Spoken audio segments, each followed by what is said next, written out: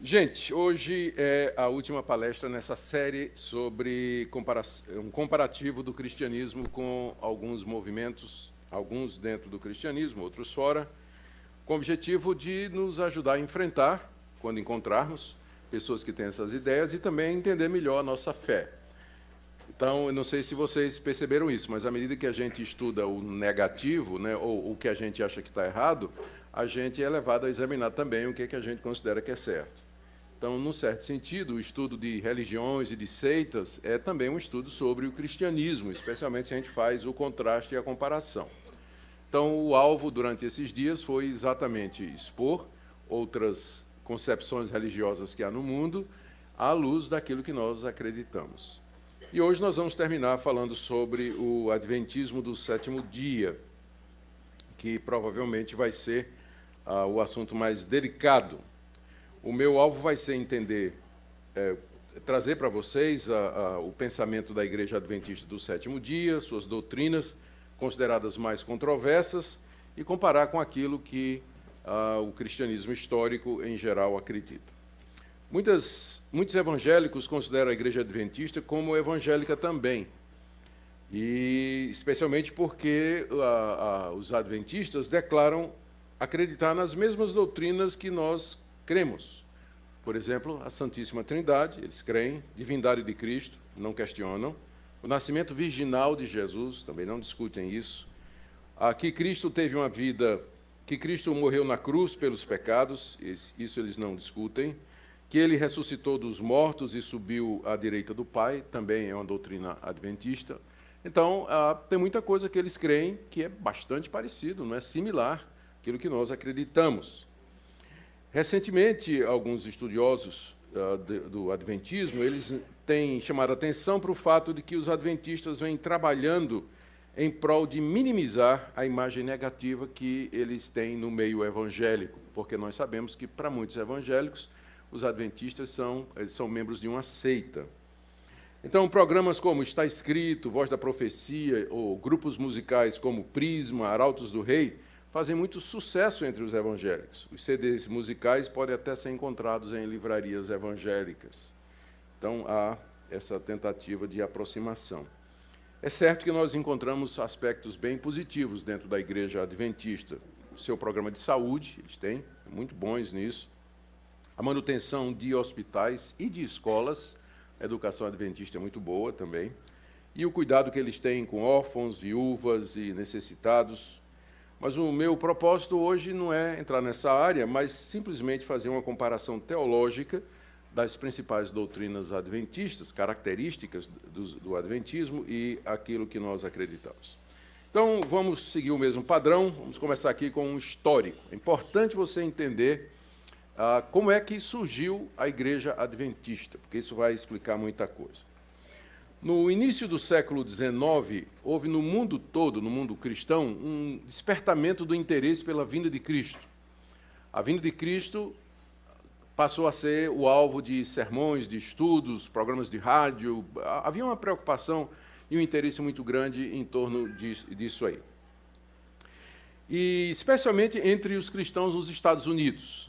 Falava-se que a vinda de Cristo estava próxima, que nós devíamos estar preparados. É nessa época também que surge o que mais tarde ficou conhecido como movimento dispensacionalista. Um pastor batista do estado de Nova York, chamado William Miller, era uma dessas pessoas assim mais conhecidas pelos seus estudos e pregações a respeito do assunto. E um dia ele, estudando Daniel, capítulo 8, verso 14, que se referia à vinda de Cristo para purificar o santuário, ele fez uma interpretação que serviu de base para tudo mais que veio em seguida.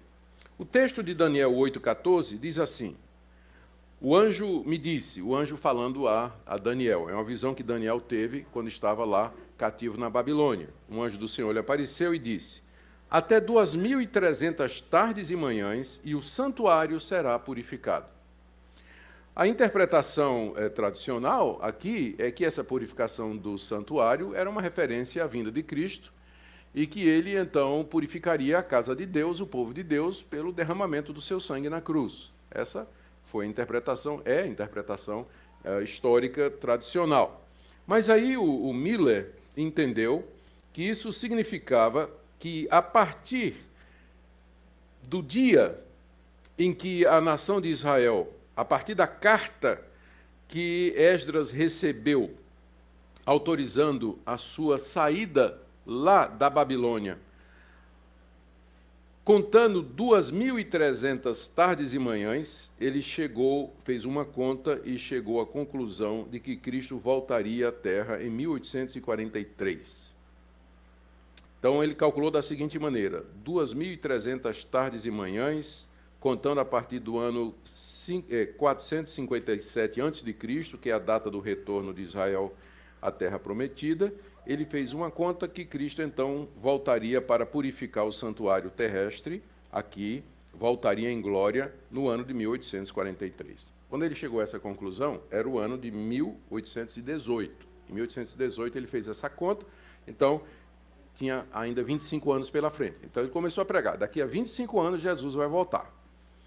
E ele começou a pregar em todas as igrejas que lhe abriram as portas, e por conta daquela efervescência em torno do assunto retorno de Cristo, um grupo inicial de 50 pessoas passou para 100 mil, rápido. Muita gente começou a seguir Miller nessas ideias. Muitos crentes doaram suas lavouras, venderam suas casas, se prepararam para receber Jesus no dia 21 de março de 1834, que foi a data marcada por Miller. E finalmente chegou o dia e o evento esperado. Muitos crentes subiram no telhado de suas casas, vestidos de branco, esperando então que Jesus Cristo voltaria em 21 de março de 1843. Mas esse evento esperado não aconteceu, e aí houve uma perplexidade muito grande. Então Miller revisou os cálculos e ele descobriu que tinha cometido um erro de 1 ano. Então ele remarcou para o ano seguinte, o mesmo dia, 21 de março, só que dessa vez em 1844. E mais uma vez, quando a data chegou, grande expectativa, o pessoal no telhado, todo mundo preparado, tudo vendido, esperando, e não aconteceu. Então Miller fez outro cálculo e ele indicou que seria no dia 22 de outubro do mesmo ano. Não era 21 de março, mas 22 de outubro daquele mesmo ano. Mais uma vez, toda expectativa, todo mundo esperando, e Cristo não veio. Miller, então, dando uma prova de toda sinceridade e honradez, ele confessou simplesmente que havia se equivocado em seu sistema de interpretação bíblica, e a partir daí, nunca mais ele falou nesse assunto. Ele reconheceu que tinha errado. Mas os seus discípulos não deixaram barato. Eles não estavam dispostos a abandonar a mensagem. E dos que o haviam seguido, 3 acabaram se reunindo para formar uma nova igreja, baseados numa nova interpretação dos cálculos do Miller. E o principal deles aqui foi um fervoroso discípulo de Miller chamado Hiram Edson, que era inclusive amigo pessoal de Miller. Ele diz que no dia seguinte, depois da grande desilusão, a grande desilusão é o nome que se dá ao dia 22 de 10 de 1844, que no dia seguinte à grande desilusão, portanto, no dia 23 de outubro de 1844, ele diz que teve uma revelação. E nessa visão que ele teve, eu vou ler literalmente o que é que ele escreveu. Está no livro Administração da Igreja, página 20, que é um dos livros oficiais do Adventismo. O Edson disse o seguinte: eu vi distinta e claramente que nosso sumo sacerdote, Jesus Cristo, em vez de sair do lugar santo do santuário celeste para vir à terra no dia 7º do mês, ao fim de 2.300 dias, na verdade, ele entrava naquele dia pela primeira vez no 2º compartimento do santuário e tinha uma obra a realizar no lugar santíssimo antes de voltar à terra. Para você entender o que Edson está dizendo aqui, você tem que lembrar como era a estrutura do tabernáculo e, mais tarde, do templo em Israel, que foi construído de acordo com as orientações que Deus deu a Moisés. Havia, no espaço quadrado gigantesco, você tinha primeiro o pátio dos gentios, onde ficava o pessoal que não poderia participar, porque era gentil, e a partir dali para frente você tinha um espaço que era ocupado pelo santuário. E na entrada do santuário você tinha altares para sacrifícios, tinha altares para queima de incenso. E lá dentro do santuário tinha um outro santuário menor, que era chamado o Santo dos Santos. Naquele santuário só entrava o sacerdote, o sumo sacerdote, uma vez por ano, levando o sangue de um novilho, que era morto de acordo com prescrições especiais que Moisés havia feito.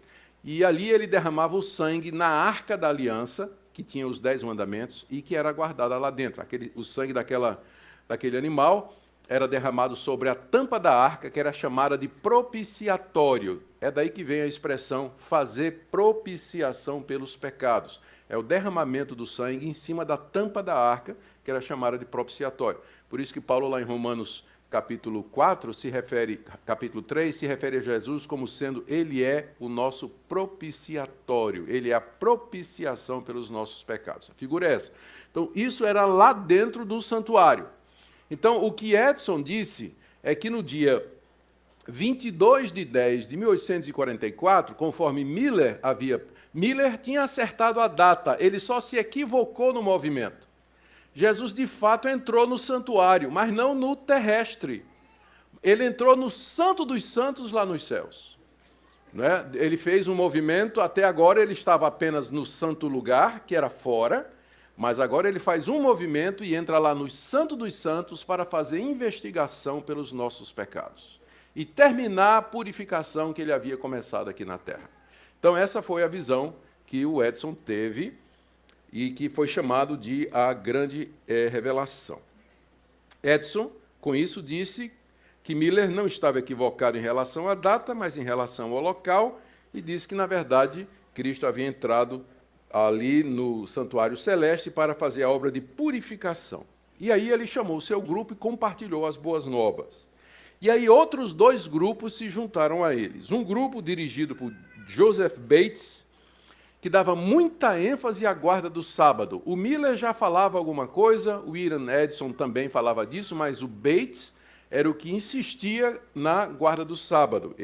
Esse grupo se juntou, e havia um terceiro grupo dirigido por uma senhora chamada, a essa altura, solteira, chamada Ellen G. White, que dava muita ênfase aos dons do Espírito Santo. Então se juntam esses 3 grupos, o de Edson, com a visão da entrada no santuário celeste, o do Bates, com a ênfase no sábado, e de Ellen White, enfatizando os dons do Espírito Santo, e aí surge o movimento adventista. Então, nós vamos concentrar mais no grupo que seguiu Ellen White e que deu base para o surgimento da Igreja Adventista do Sétimo Dia. Ellen White, desde cedo, ela começa a reivindicar ser uma profetisa da parte de Deus e que recebia de Deus revelações autoritativas. E os seus seguidores a reconheceram como sendo, de fato, profetisa. Essas revelações de Ellen White foram publicadas na forma de livros e outros escritos e contribuíram em muito para a formação das doutrinas dos adventistas e para a expansão da igreja. Ela e, posteriormente, o seu marido disseminaram amplamente os ensinos proféticos e doutrinários por meio de revistas e livros. Muito bem. Embora a Igreja Adventista vai afirmar que a Bíblia é a sua autoridade maior, ainda crê que Deus inspirou Ellen White em sua interpretação das Escrituras e em seus conselhos. Isso eu vou mostrar para vocês mais adiante, a prova. A obra-prima da senhora White, o livro mais conhecido dela, é O Grande Conflito, que eu tive a oportunidade de ler todinho, de cima a baixo. E que é um livro que os adventistas recomendam sempre. É o livro que eles usam para evangelismo, né? Manda a pessoa ler O Grande Conflito de Ellen White. Esse livro já foi editado em mais de 30 línguas e tem uma vendagem superior a 2 milhões de exemplares no mundo todo. Ela também escreveu outras obras, que são Vida de Jesus, Patriarcas e Profetas, Veredas de Cristo, Desejado de Todas as Nações, inúmeros artigos. Há muita coisa, há muito material. Existem, além da Igreja Adventista do Sétimo Dia, que é a mais importante, outros grupos que se derivaram, se dividiram, se separaram. O movimento adventista ele não é um movimento uniforme. Então, como, por exemplo, dentro dos batistas, você tem batista regular, batista da convenção, você tem batista bíblica, batista reformada. Então, tem várias linhas, mesma coisa dentro da igreja presbiteriana, assim também dentro do adventismo você tem várias linhas e algumas delas divergem em algumas coisas. As mais importantes são a Adventista da Promessa, Igreja Adventista do Pacto, mas a mais importante é a Igreja Adventista do Sétimo Dia, conhecida como Sabatista ou Sabatismo. E é nela que nós vamos concentrar aqui. Lembrando que nem todos os adventistas eles seguem exatamente essas doutrinas, né? Dependendo, por exemplo, eu sei que a Adventista da Promessa ela é mais carismática e um pouco mais evangelical, né? Mas o pessoal da Adventista do Sétimo Dia se concentra mais nos estilos de Ellen White. Algumas doutrinas mais polêmicas do movimento de Ellen White e depois da igreja, que foi formada em torno das ideias dela e que são mantidas até hoje pelos adventistas. Primeiro, o exclusivismo da igreja adventista. Artigo de 2001 da revista Adventista, página 10, é a revista de março de 2001. Eu creio no futuro brilhante do movimento adventista, porque não somos uma simples igreja entre as demais, nós somos o remanescente de Deus para o tempo do fim. No certificado de batismo que é fornecido pelos adventistas, onde tem as perguntas que têm que ser feitas aos catecúmenos, tem a pergunta de número 13, que é a seguinte: você crê que a igreja adventista do sétimo dia é a igreja remanescente da profecia bíblica? Tem aqui uma outra citação, que é do livro, da revista deles nos Estados Unidos, The Review and Herald. Cadê o cara do inglês? Só, né, vê aí para mim se eu pronunciei isso. Herald. Revista deles, ele diz o seguinte. Isso aí é o artigo de 12 de setembro de 1893. As igrejas denominacionais caídas são Babilônia. Está se referindo presbiteriano, batista, metodista. A Babilônia tem estado a promover doutrinas venenosas, o vinho do erro. Esse vinho é composto de doutrinas falsas, como a imortalidade da alma, porque os adventistas não creem que a alma continua a existir, né, depois da morte. Então diz que isso é uma doutrina falsa, é um erro pagão. O tormento eterno dos ímpios, eles também não creem no inferno eterno. A negação da existência de Cristo antes do seu nascimento em Belém, eles acham que Cristo já existia corporalmente antes de encarnar no ventre de Virgem Maria. Isso aí nós vamos chegar mais adiante, não é? E também porque eles defendem o primeiro dia da semana acima do santo dia de Deus, que é o sábado. Várias igrejas apresentam ao mundo estes erros e outros semelhantes, cumprindo as escrituras que dizem que todas as nações beberam do vinho da ira da sua prostituição. Então, as outras religiões, as outras denominações, não é? Elas são seita e são Babilônia. Eles são o remanescente de Deus para o último tempo. Vocês lembram, na primeira palestra, que uma das características que eu dei de uma seita é exatamente que elas acham que são o grupo exclusivo de Deus reservado para os últimos tempos. É a mesma coisa, os mormons, o islamismo, nós vimos isso, o espiritismo, Allan Kardec dizendo que é a terceira e última revelação, e não pode ser diferente também, os adventistas pensam assim. Doutrina de Cristo. A Igreja Adventista declara sobre Jesus, no seu livro, Nisto Cremos, Fundamento 4.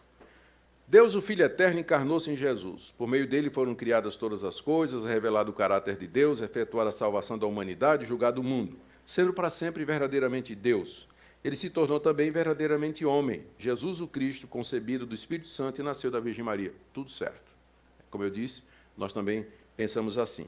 Mas há dois pontos polêmicos na doutrina de Cristo na Igreja Adventista. O primeiro é que eles dizem que Jesus Cristo é o anjo Miguel que aparece no Antigo Testamento. Isso aqui, conforme afirma Ellen White no seu livro Os Patriarcas, página 366. A base que eles usam para isso é a passagem de Judas 9, onde o arcanjo Miguel aparece para disputar com Satanás a respeito do corpo de Moisés. Eu vou ler aqui para vocês, porque ninguém lê o livro de Judas pensando que é o Iscariotes, mas não é não. É outro Judas. Você já leu o livro de Judas? E eu leio livro de traidor, né? Eu não vou ler isso. O cara que traiu Jesus, não, gente, é outro Judas, né? Não é o Judas traidor. Judas 9. Contudo, o arcanjo Miguel, quando contendia com o diabo e disputava a respeito do corpo de Moisés, não se atreveu a proferir juízo infamatório contra ele. Pelo contrário, disse: o Senhor te repreenda. Na interpretação adventista, esse Miguel aqui, na verdade, era Jesus Cristo. Eu vou ler o que é que a Ellen White disse a respeito dessa passagem no livro Early Writings, cadê ele? De 1882, página 164. Moisés passou pela morte, mas Miguel veio e lhe deu vida eterna, antes que seu corpo visse a corrupção. Satanás tentou segurar o corpo, reclamando como seu, mas Miguel ressuscitou Moisés e o tomou para o céu. Satanás rebelou-se cruelmente contra Deus, acusando de injusto, permitindo que sua presa fosse tomada dele. Mas Cristo não repreendeu o seu adversário, humildemente se submeteu ao Pai, dizendo: o Senhor te repreenda. Ou seja, para Ellen White, o arcanjo Miguel lá, na verdade, é Jesus Cristo. Eles acreditam que Jesus Cristo já existia, e aqui é preciso, antes da encarnação. É preciso aqui fazer uma explicação. Quando a gente fala na eternidade de Cristo, a gente fala na eternidade do Filho de Deus. A segunda pessoa da Trindade, ela sempre existiu, junto com o Pai e com o Filho. Mas houve um momento na história em que ela encarnou, tomou forma humana, e foi há 2000 anos atrás, no ventre da Virgem Maria e na pessoa de Jesus de Nazaré. Antes disso, ele existia, como sempre existiu, como Deus. Ele não existia numa forma como de um anjo ou de um ser criado ou qualquer outra coisa, como às vezes transparece no pensamento adventista.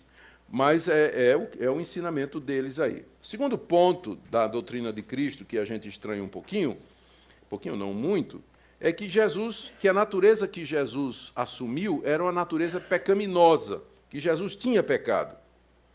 E aqui eu vou ler o livro Estudos Bíblicos, está na página 140, 141.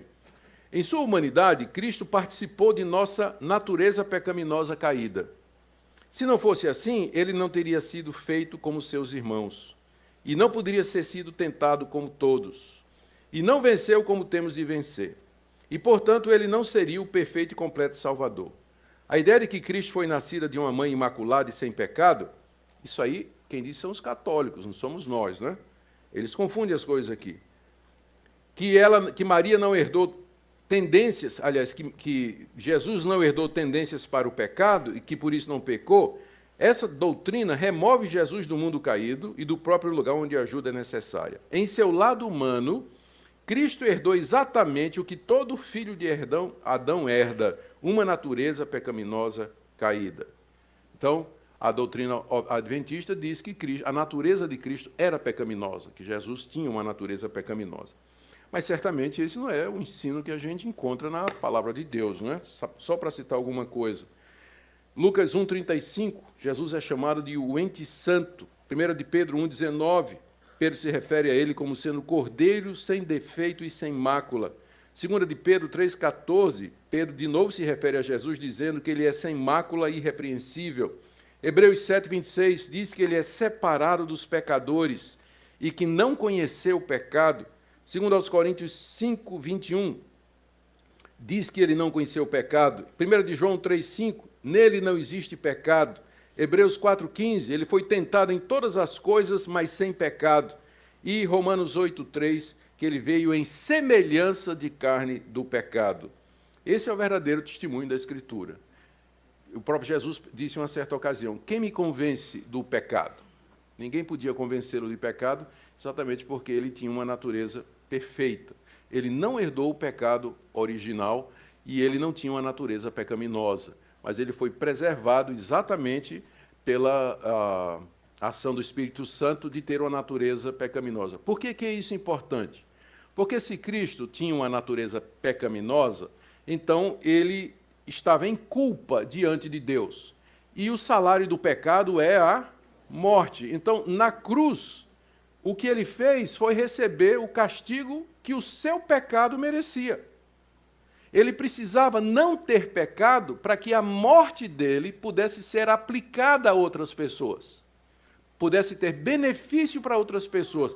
Ele morre sem pecado para que a bem-aventurança, o resultado dessa morte, possa ser aplicado a outras pessoas. Se ele tinha pecado, a morte dele só vale para ele, porque o salário do pecado é a morte. Então, na cruz, ele recebeu o que ele merecia, porque era um pecador, tinha uma natureza pecaminosa. Mas era por isso que ele não podia ter uma natureza pecaminosa, para que a sua morte pudesse ser vicária, ela pudesse ser transferida, os benefícios dela para outras pessoas. Agora vamos para a questão da fonte de autoridade. E aqui a gente entra na questão o lugar de Ellen White no Adventismo.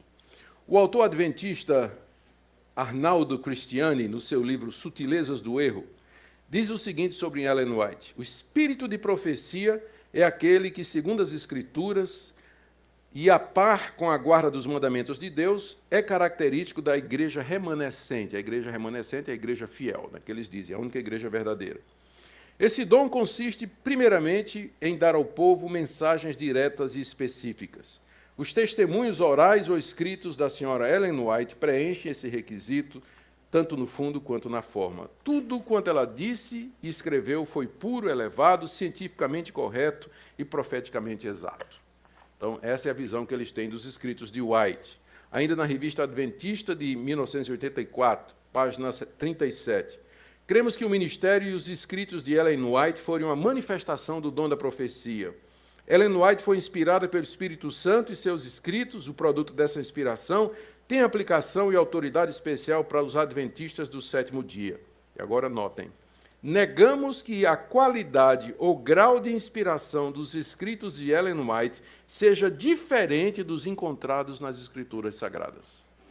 Então, tem o mesmo grau e nível de inspiração que as Escrituras Sagradas têm. Mas o que é que a Bíblia ensina?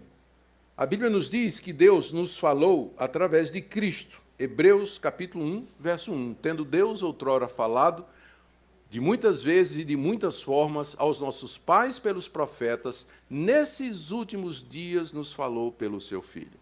Cristo é o portador da última revelação de Deus. Não há novas revelações a partir disso aí. O que Cristo ensinou foi inspiradamente registrado pelos apóstolos e constitui o Novo Testamento, que para nós é a revelação final de Deus. Para nós, essa última revelação é na pessoa de Cristo, seguida das revelações dos apóstolos de Cristo, e, portanto, para nós não tem mais revelações. Essa é uma das características do cristianismo histórico. Sola Escritura. A Bíblia é a única regra de fé e prática. Uma vez encerrada a Bíblia, uma vez que o livro de Apocalipse foi escrito, compilado e acrescentado ao cânon, não há novas revelações. Deus já disse tudo o que ele queria dizer. Tudo que nós precisamos saber a respeito de Deus e que Deus queria que a gente soubesse está nas Escrituras Sagradas. Portanto, as revelações de Ellen White, as revelações de Allan Kardec, as revelações de Mohammed, fundador do islamismo, e essas revelações dos profetas atuais, no meio pentecostal, neopentecostal, para nós são ilusões, para não dizer outra coisa, porque nada há de se acrescentar à revelação de Deus em Cristo Jesus, que já foi registrada pelos apóstolos na Escritura. A doutrina da salvação. O que é que os adventistas pensam a respeito da salvação? Apesar da Igreja Adventista do Sétimo Dia declarar que a salvação é pela graça, mantém algumas doutrinas que aparentemente parecem contradizer. Por exemplo, a senhora White, no livro Testimonies for the Church, ela diz assim: você tem uma grande obra para fazer. Não engane sua própria alma, mas examine-se a si mesmo à luz da eternidade. É impossível você ser salvo como você está. Veja a obra ser feita por você antes que é tarde demais. No mesmo livro, ela diz ainda: Deus não pode salvar o homem contra a sua vontade. O homem deve trabalhar com seu poder, ajudado pelo dever de Cristo, para resistir e conquistar para si mesmo a perfeição. O homem deve fazer a sua parte. Baseado naquele versículo que diz assim: faz por ti que eu te ajudarei. Ou, não, perdão, é a placa na traseira de um caminhão. Agora me lembro. Já viram na traseira do caminhão? Faz por ti que eu te ajudarei. É muito popular, né, esse pensamento. Vocês lembram que eu fiz a diferença entre monergismo e sinergismo?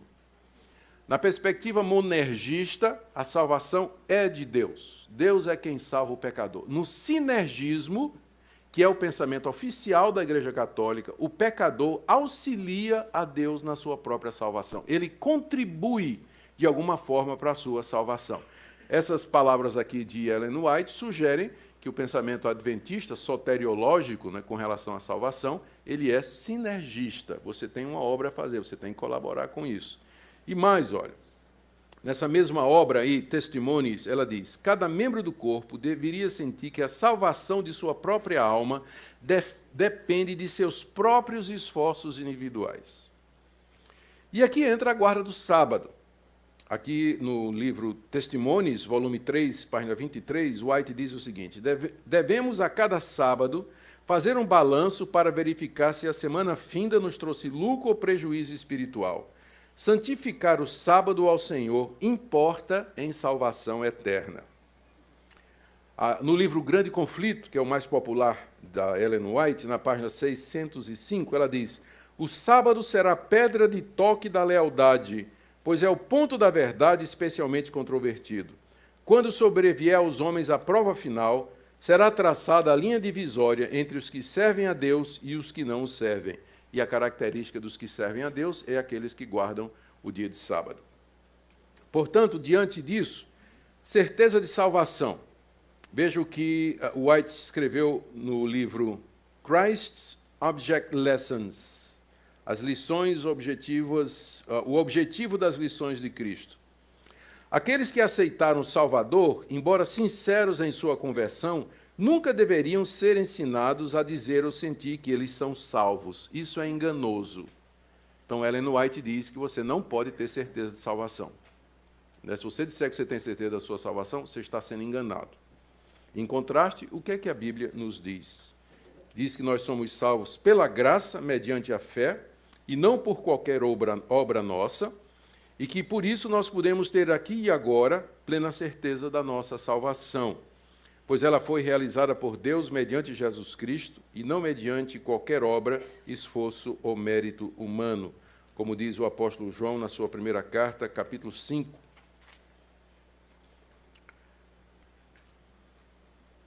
A partir do verso 20. Não, vou ler mais um pouquinho.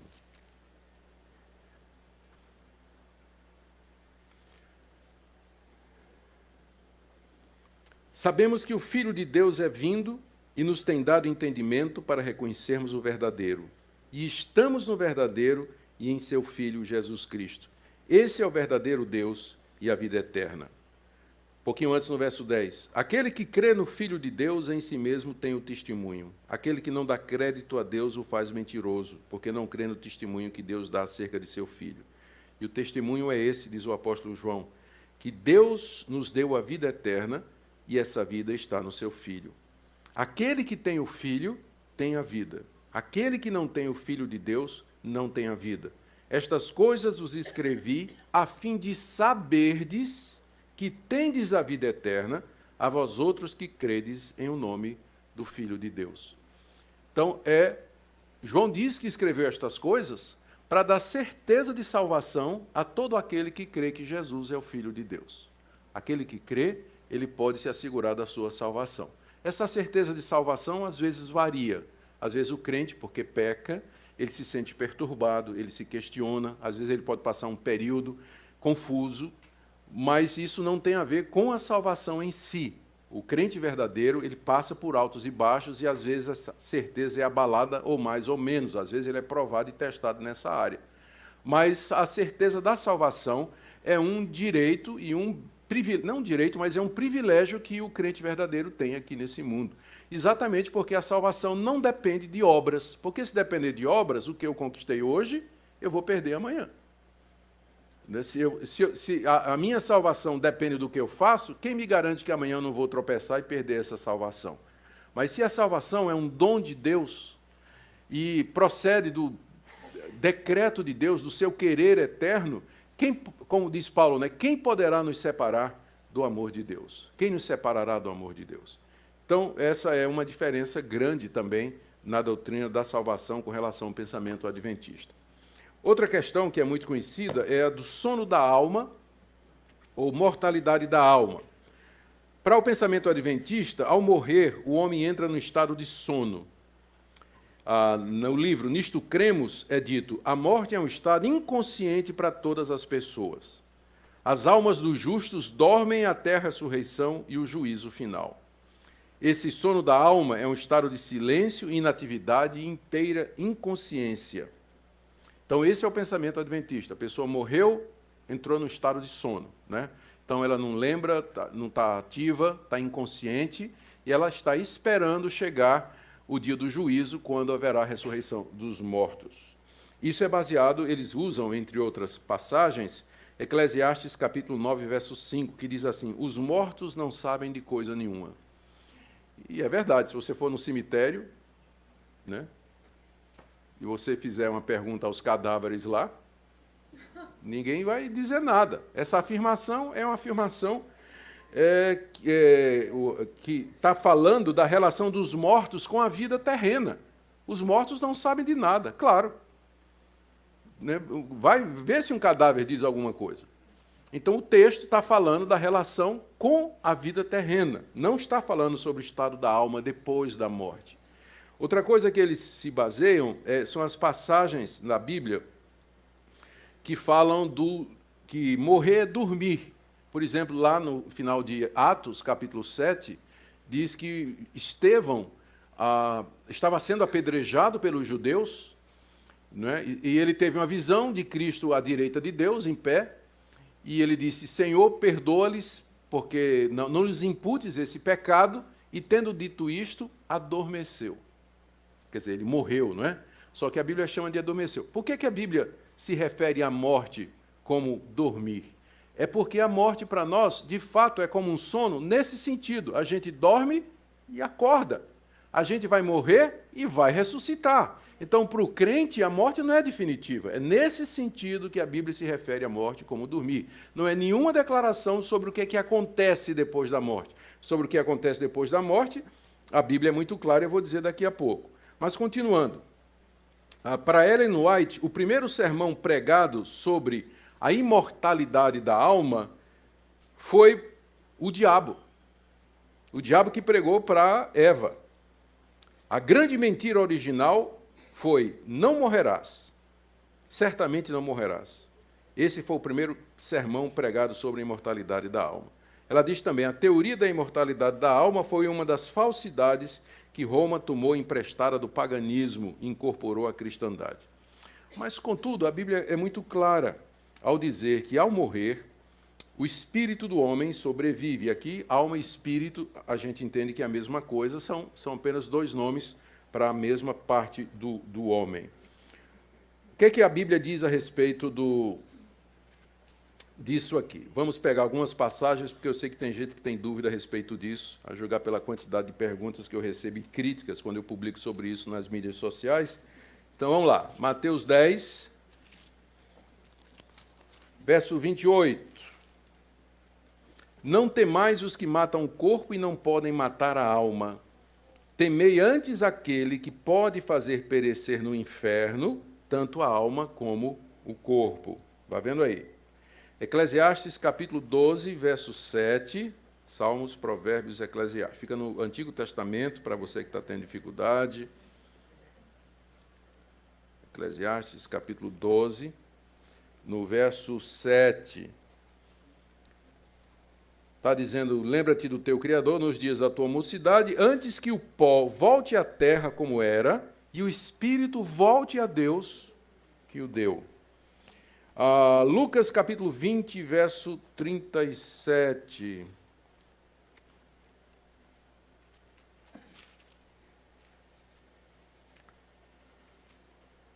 Aqui é só... Tá. Os mortos hão de ressuscitar, Moisés o indicou no trecho referente à sarça. Aqui são versículos falando sobre a ressurreição. Eles não negam a ressurreição dos mortos. Isso aqui não é dificuldade nenhuma.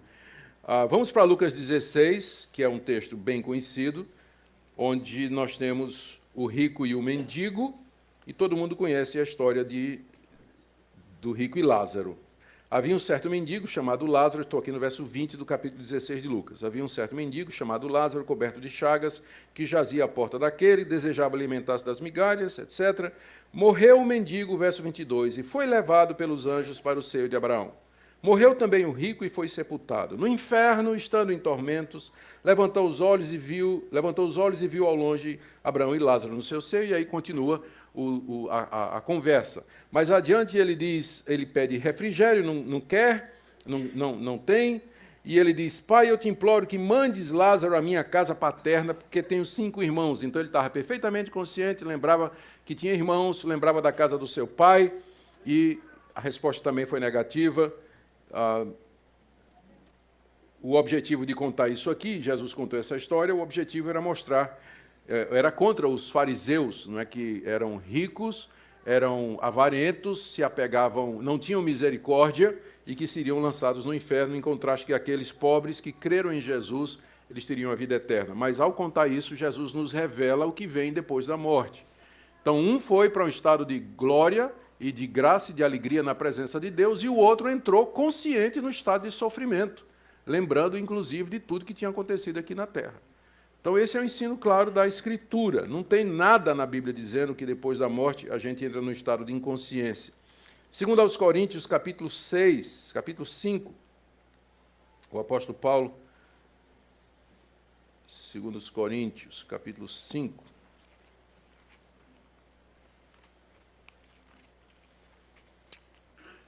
o apóstolo Paulo diz, 6 a 8, temos, portanto, sempre bom ânimo, sabendo que, enquanto no corpo, estamos ausentes do Senhor, visto que andamos por fé e não pelo que vemos. Entretanto, estamos em plena confiança, preferindo deixar o corpo e habitar com o Senhor. Deixar o corpo aqui é morrer. E Paulo diz que logo depois dessa deixar esse corpo, ele vai estar na presença do Senhor. A mesma coisa ele fala lá em Filipenses 1, que é bem mais conhecido o texto, né? Ele está dividido entre ficar aqui ou fugir e ir para o céu. Ele diz aqui, no verso 20. Vamos começar no verso 21. Portanto, para mim, o viver é Cristo e o morrer é lucro. Entretanto, se o viver na carne traz fruto para o meu trabalho, já não sei o que escolher. De um e de outro lado, estou constrangido, tendo o desejo de partir e estar com Cristo, o que é incomparavelmente melhor. A questão que estava diante de Paulo ele estava preso quando escreveu essa carta. A morte era próxima, porque ele estava sendo acusado de trair o imperador, era pena de morte. Então, o que é que ele queria? Ele queria permanecer, ele vai pedir aos filipenses que orem, para que ele possa ser liberto para continuar o trabalho de pregação, ou ele vai aceitar aquilo porque ele sabe que, se ele morrer, ele imediatamente está na presença de Cristo. Então, ele diz que está dividido aqui. Mas, por amor ao trabalho, ele preferia ficar e continuar. Mas ele sabe que, se ele morrer, ele vai estar com Cristo imediatamente. Ora, se depois da morte tivesse nada, né, mas um sono, né, não faz sentido isso aqui. Como não faz sentido a declaração de Jesus ao ladrão? O ladrão na cruz, arrependido, disse: lembra-te de mim quando entrares no teu reino. O ladrão tinha uma visão futura, hebraica, de que o reino de Deus ainda era futuro. Resposta de Jesus: hoje estarás comigo no paraíso. Ou seja, o paraíso não é uma realidade apenas para o futuro, mas para aqueles que morrem, eles já entram na presença de Deus imediatamente. Aqui, quero fazer só uma citação, por último, do livro de Apocalipse. Tem muitas outras passagens, meu tempo não dá. Apocalipse, capítulo 6. João tem uma visão das almas dos que morreram. E o que é que eles estão dizendo? O quinto selo, Apocalipse, capítulo 6, verso 9. Ao abrir-se o quinto selo, vi debaixo do altar as almas daqueles que tinham sido mortos por causa da palavra de Deus e por causa do testemunho que sustentavam. Nessa visão que João teve, ele tem uma visão da glória, e ele vê lá na presença de Deus, diante do altar, as almas dos que morreram perseguidos pelo testemunho de Cristo. E muita gente tinha morrido na época de João por conta do Evangelho. João, inclusive, estava preso na ilha de Patmos, exatamente pela perseguição do Império Romano. Milhares de cristãos foram mortos pelo Império Romano. E João viu a alma deles lá na presença de Deus. E, verso 10, clamando em grande voz. Não estava dormindo, não. Estava clamando em grande voz, dizendo: até quando, ó soberano Senhor, santo e verdadeiro, não julgas nem vingas o nosso sangue dos que habitam sobre a terra? Eles estavam perguntando a Deus, eles se lembravam que tinham sido mortos por conta de Cristo. E eles estavam dizendo a Deus: até quando o Senhor não vai nos vingar, vai fazer justiça contra esses ímpios que perseguem o teu povo, perseguiram o teu filho Jesus Cristo? E aí Deus responde: espera um pouquinho, porque ainda tem mais. Diz, tem que se completar o nome daqueles que vão morrer. Tem muito mais mártires que vêm pela frente.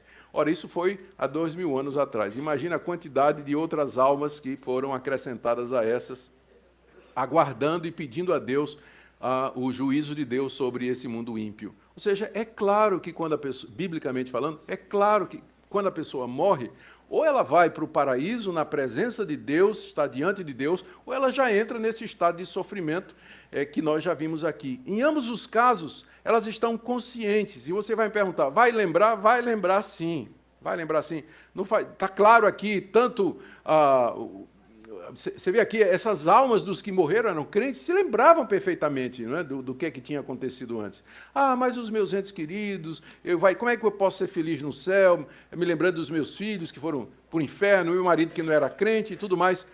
A glória da presença de Deus e a felicidade lá na eternidade é tão grande que vai superar, vai colocar completamente sufocada qualquer lembrança que possa trazer qualquer tristeza.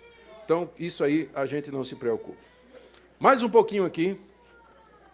Tomar um pouquinho de água. Ontem fui no médico, como eu disse a vocês, não é? Eu fiz uma cirurgia no fundo da garganta, tinha uma manchinha, aí teve que remover o tecido. Isso foi o ano passado aqui em Goiânia. Um médico muito bom. Ele tirou, graças a Deus não tinha nada, mas fez uma cicatriz, né? Cicatriz. E aí a sensação ninguém vomite, é de uma asa de barata presa no fundo da garganta. É uma sensação que eu tenho o dia todo. Tem uma asa de barata presa lá, né? Então fui fazer a revisão lá com ele. E ele disse: olha, a cicatriz está ótima, a asa de barata não tem o que fazer, vai ser até o dia da sua morte, isso aí, não é? Amém. Né? Espinho na carne, 2 Coríntios 12, né? E aí ele disse: você é pastor pregador? Eu disse: sou. Ele disse: quanta água você toma durante a pregação? Eu disse: nada. Eu disse: mas o senhor, é um absurdo o senhor fazer isso. O senhor tem que tomar pelo menos 1 litro de água durante a pregação que o senhor faz. Não é? Então, eu não bebo água durante a pregação.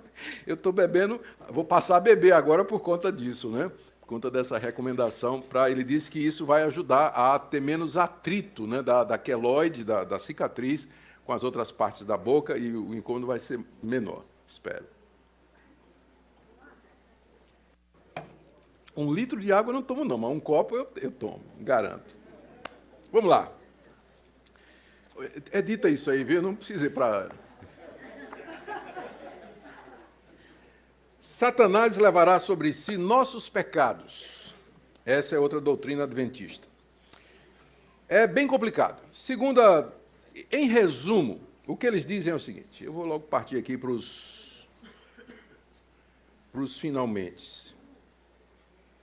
Tem uma passagem lá em Levítico 16, 15 a 16, e depois 22 e 26, onde Moisés instrui o povo a fazer o seguinte.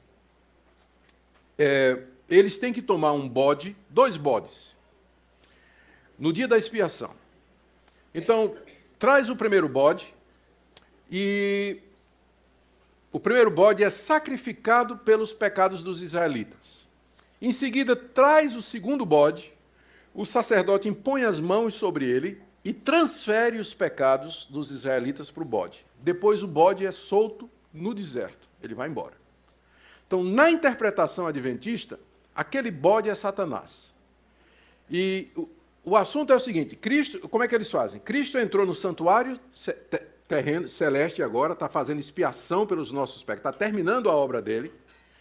Quando ele vier em glória, na sua segunda vinda, ele vai pegar os nossos pecados e vai lançar sobre Satanás, e Satanás vai ser destruído juntamente com os nossos pecados. Então, na verdade, dessa perspectiva, quem é que paga os nossos pecados? Né? Que eles negam, obviamente. Estão dizendo que não é isso aí. Mas é a interpretação que eles fazem daquela passagem. O segundo bode é o diabo. Ele leva os pecados do povo de Deus. Deixa eu ler aqui o que é que eles dizem, né? Eu vou ler aqui uma passagem de Ellen White, O Grande Conflito. Esse livro um dos livros que eu tive a oportunidade de ler para a pesquisa. No dia da expiação, o sumo sacerdote, havendo tomado uma oferta da congregação, entrava no lugar santíssimo com o sangue dessa oferta e o aspergia sobre o propiciatório diretamente sobre a lei para satisfazer as suas reivindicações. Até aqui está correto. É isso mesmo. O sacerdote, como eu disse, fazia exatamente isso. Então, em caráter de mediador, o sacerdote tomava sobre si os pecados e os retirava do santuário. Isso aqui não está lá em Levítico. Isso aqui já é ela dando a interpretação. Colocando as mãos sobre a cabeça do bode emissário, confessava todos esses pecados, transferindo-os assim figuradamente de si para o bode.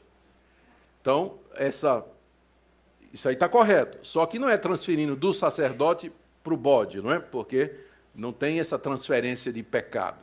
Mas, de qualquer forma, é um ato simbólico, né? Quando o sacerdote coloca a cabeça sobre o segundo bode, aquilo é simbólico. A transferência não é real, porque ela fala como se fosse a transferência real. Aquilo é um símbolo. Tudo ali é simbólico. E o bode, então, levava esses pecados e eram considerados como para sempre separados do povo.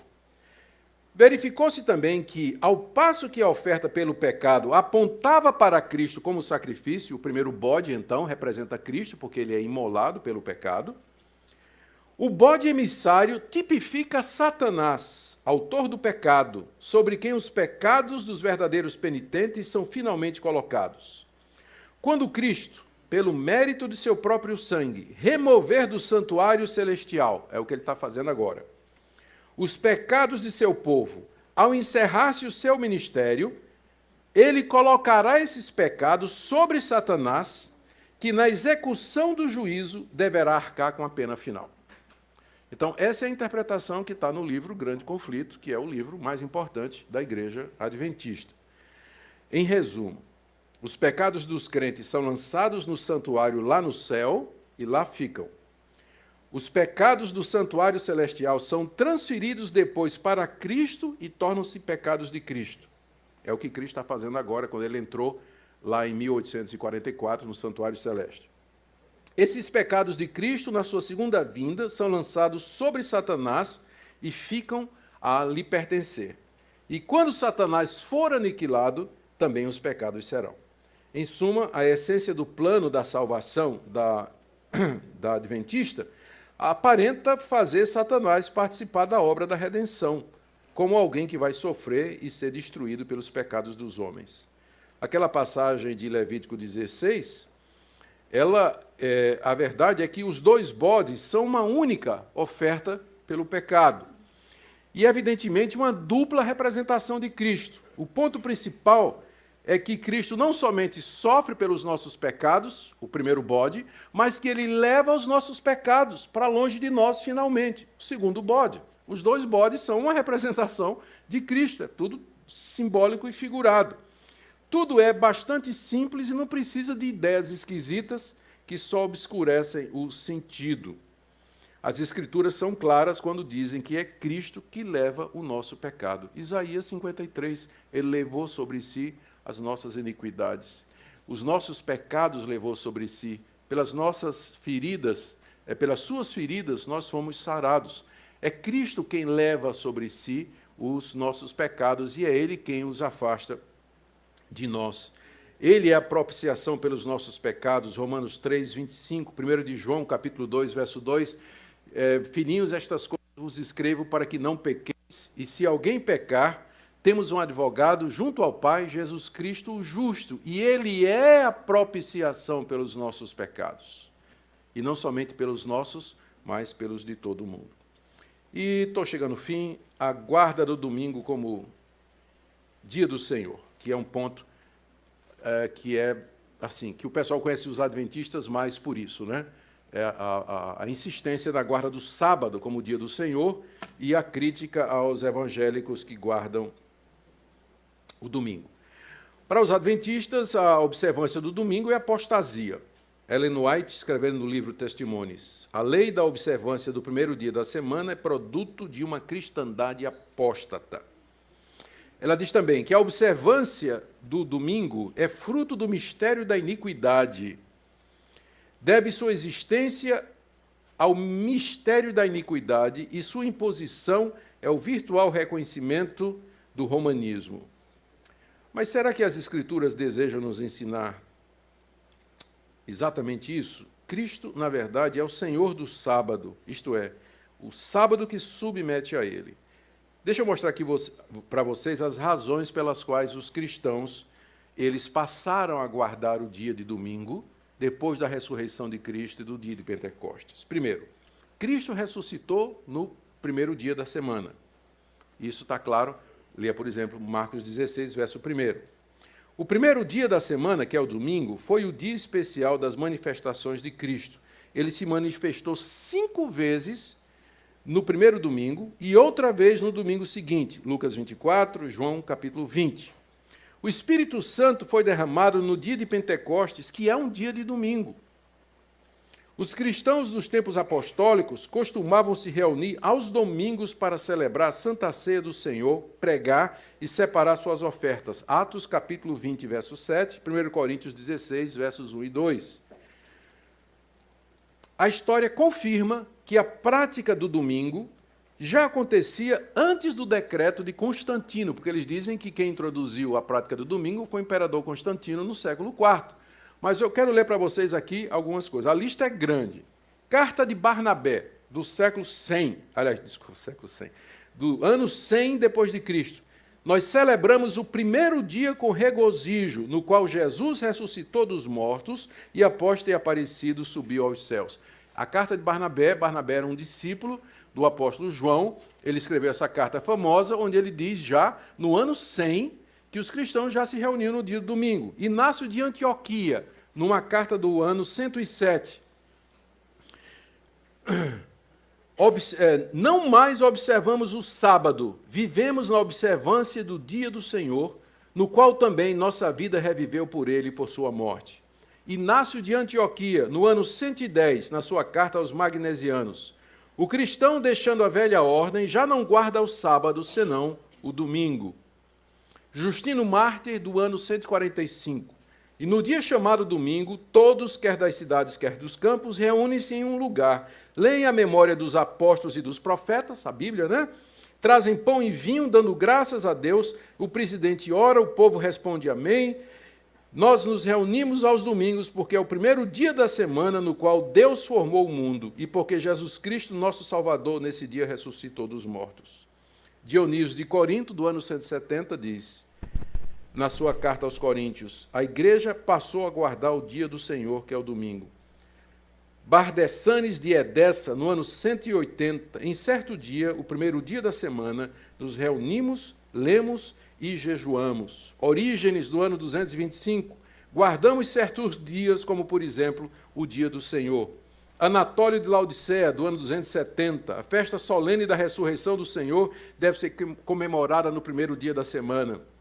Constituições apostólicas do terceiro século, no dia da ressurreição do Senhor, não deixemos de nos reunir dando graças a Deus. Cipriano de Cartago, no terceiro século, quando, porém, Cristo veio, tudo em verdade foi cumprido, pela razão do primeiro dia, depois do sábado, ser aquele em que o Senhor haveria de ressuscitar e vivificar-nos, dando a circuncisão do Espírito, assim também o primeiro dia chamamos dia do Senhor.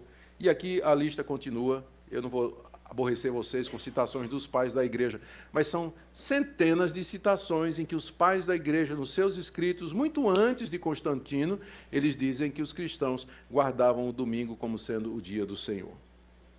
O sábado foi abolido. Por essa razão, ele não aparece nos 4 preceitos lá de Atos, capítulo 15, de 20 a 29. E o texto de Colossenses, capítulo, eu vou terminar com isso aqui, o texto de Colossenses, capítulo 2, 16 a 17, ele não deixa dúvida. Se você quiser abrir aí, olha o que é que diz o apóstolo Paulo.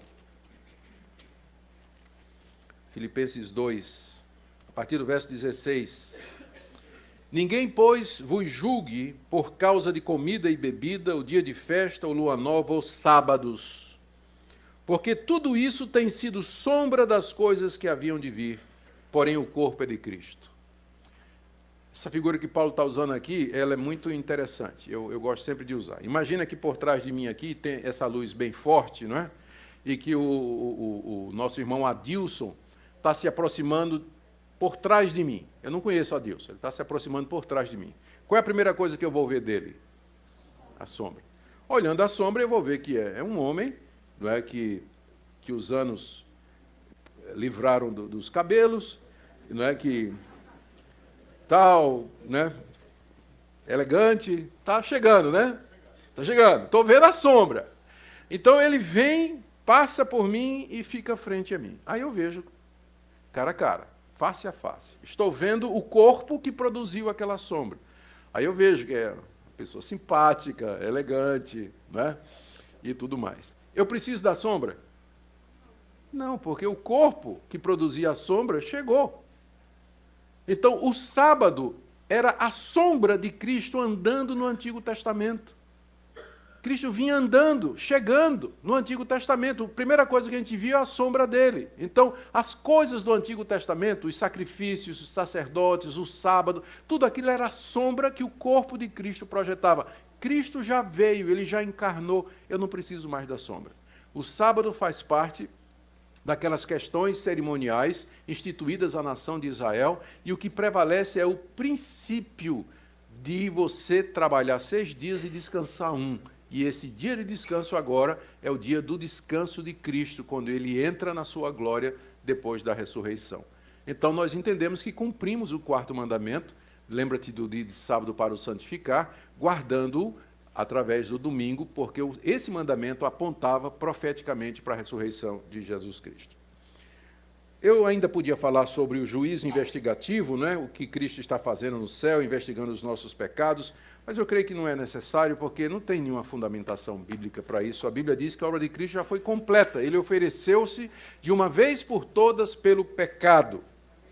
E, portanto, não há mais nada a ser feito com relação às Escrituras Sagradas. Quem intercede por nós é o Senhor Jesus, uma vez que ele concluiu o seu sacrifício vicário, vivendo sempre para interceder por nós. Uma outra doutrina, eu disse que não tinha, mas tinha só essa daqui. Eles acreditam na aniquilação dos ímpios e Satanás. A Adventista não acredita no inferno, no sofrimento eterno. Eles ensinam que Satanás, seus demônios e todos os maus, os ímpios, eles serão aniquilados e completamente destruídos. O castigo deles vai ser deixar de existir. Então, os ímpios aqui, os idólatras, os mentirosos, os rebeldes, todos aqueles que a Bíblia diz que não entrarão no reino de Deus, o castigo deles será, na ressurreição dos mortos, eles serão aniquilados. Eles deixarão de existir para todo sempre. Eles não creem em sofrimento eterno. Aliás, Ellen White diz que a teoria do castigo eterno é uma das doutrinas falsas que constitui o vinho das abominações da Babilônia. Contudo, Jesus Cristo usou a mesma palavra para se referir à duração das bênçãos dos salvos e os tormentos dos perdidos. Tem tanto texto bíblico para contradizer isso aqui, eu vou usar só um. Mateus, capítulo 25.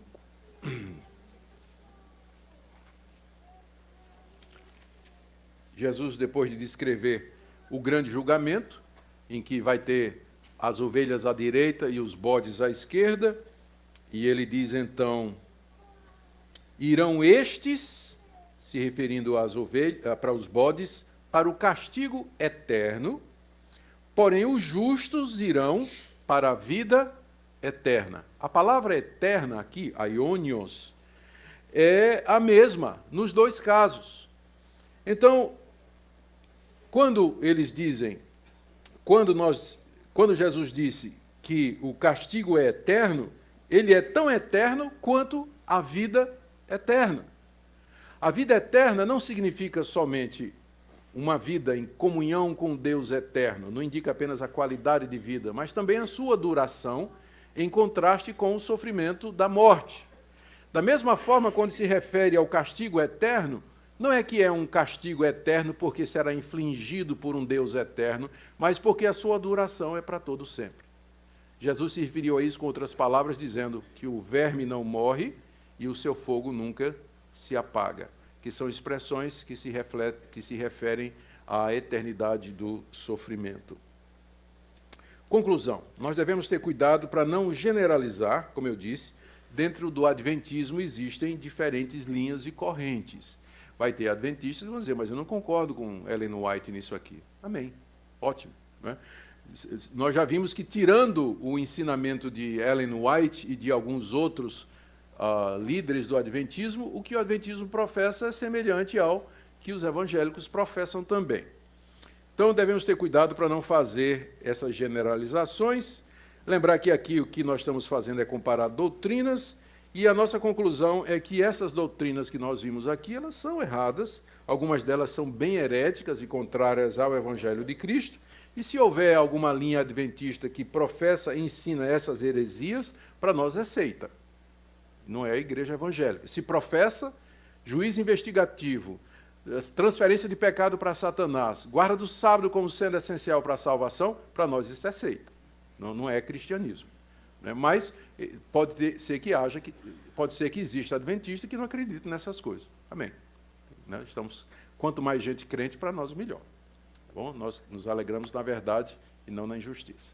Vamos orar. Senhor, nós pedimos mais uma vez a Tua misericórdia sobre nós. Ajuda-nos a ver a importância de estudar a Tua palavra, de conhecer a verdade, de amar as pessoas e ter sabedoria para lidar com aqueles que têm pensamento diferente. Nós oramos por aqueles que estão aqui nesta manhã, aqueles que nos acompanham, que o Senhor os ajude e os abençoe. Em nome de Jesus. Amém.